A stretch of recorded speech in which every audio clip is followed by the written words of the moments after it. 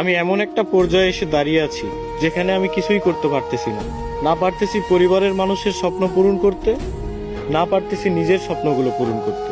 আসলে একদম জীবনটা আমার থমকে গেছে। আমি কিছুই করতে পারতেছি না। কি হচ্ছে আমার জীবনের সাথে, কেন হচ্ছে, এই হিসাবগুলো আমি মিলাতে পারতেছি না। বিশ্বাস করেন ভাই, প্রচুর পরিমাণে ডিপ্রেশন কাজ করতেছে ভিতরে।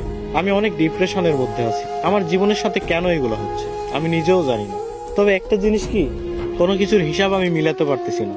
একটা সময় ডিপ্রেশন কি জিনিস জানতাম না, এখন জানতেছি। তবে একটা কথা মাথায় রাখবেন, ডিপ্রেশন বিভিন্ন ধরনের হয়। শুধুমাত্র প্রেম বিচ্ছেদের কারণেই যে মানুষ ডিপ্রেশনে ভোগে, বিষয়টা এমন না। সবচেয়ে ভয়ানক ডিপ্রেশন হচ্ছে ফ্যামিলি প্রবলেম। হ্যাঁ, এগুলো আপনারা বুঝবেন না। যারা মধ্যবিত্ত পরিবারের, একমাত্র তারাই বুঝবে। ডিপ্রেশন অনেক কঠিন একটা জিনিস। এখান থেকে সহজে কেউ বের হতে পারে না, কেউ ডিপ্রেশন কাটিয়ে উঠতে পারে না।